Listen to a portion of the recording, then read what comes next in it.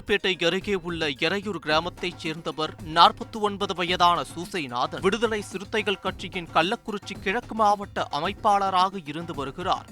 அந்த பகுதியில் வசிக்கக்கூடிய மக்களின் அன்றாட பிரச்சனைகள் குறித்து அப்பகுதி மக்கள் சூசையிடம் ஆலோசனைகள் பெறுவது வழக்கம்.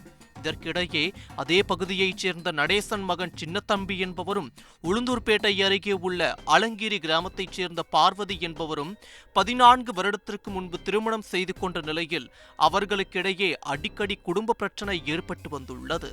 எப்போதெல்லாம் பிரச்சனை வருகிறதோ அப்போதெல்லாம் சூசைநாதன் இதில் தலையிட்டு இருவரையும் சமாதானம் செய்து வந்துள்ளதாக கூறப்படுகிறது. இதற்கிடையே சில வருடங்களாக பார்வதி தனது கணவர் சின்னத்தம்பியிடம் கோபித்துக் கொண்டு தனது சொந்த ஊருக்கு சென்றதாக தெரிகிறது. இந்நிலையில் கடந்த 30ஆம் தேதி எரையூர் கிராமத்தில் சுற்றித் திரிந்து கொண்டிருந்த சின்னத்தம்பியை சூசைநாதன் அழைத்து அறிவுரை சொன்னபோது சின்னத்தம்பி அலட்டிக்கொண்டு சென்றதாகவும் இதில் ஆத்திரமடைந்த சூசைநாதன் சின்னத்தம்பியை கன்னத்தில் அறைந்ததாக கூறப்படுகிறது.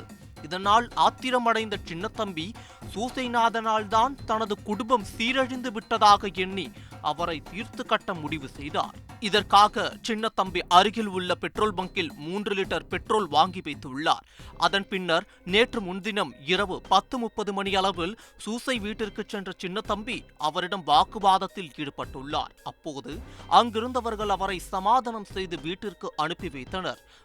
மேலும் நள்ளிரவில் தனது வீட்டின் அருகே சூசை படுத்திருந்த இடத்திற்கு சென்ற சின்னத்தம்பி தான் மறைத்து எடுத்து வந்த பெட்ரோல் கேனில் இருந்த பெட்ரோலை அவர் மேல் ஊற்றி தீ வைக்க முயன்றார். அப்போது சூசை எழுந்து சுதாரித்துக் கொள்வதற்கு முன் அவர் மீது சின்னத்தம்பி தான் கொண்டு வந்த தீப்பந்தத்தை எரிந்துவிட்டு அங்கிருந்து தப்பியோடியுள்ளார்.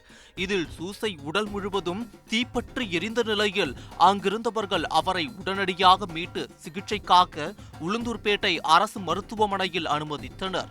பின்னர் அங்கிருந்து கீழ்ப்பாக்கம் அரசு மருத்துவக் கல்லூரி மருத்துவமனைக்கு மேல் சிகிச்சைக்காக சூசை அனுப்பி வைக்கப்பட்டார். அங்கு அவருக்கு தீவிர சிகிச்சை அளிக்கப்பட்டு வந்த நிலையில் சூசைநாதன் சிகிச்சை பலனின்றி பரிதாபமாக உயிரிழந்தார். சொந்தக்காரங்க தான் அப்படின்னு சொன்னிச்சு.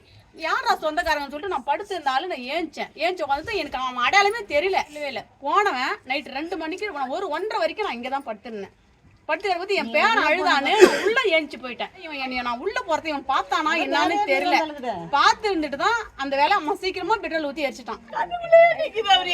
நினைச்சாவே எனக்கு சீக்கிரம் அவர் எரிச்சது நினைச்சா எனக்கு ஆறே ஆறாது.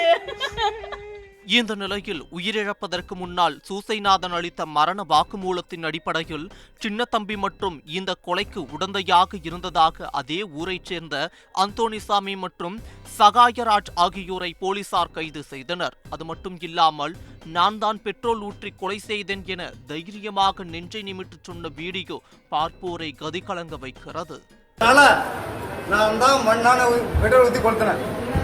அந்த மாதிரி ஆள் இருக்கவே கூடாது நாட்டுலன்றதுக்காக செய்திருக்கேன். இந்நேரம் அவன் செத்துருக்கணும், உயிரை விடக்கூடாது. இருந்தால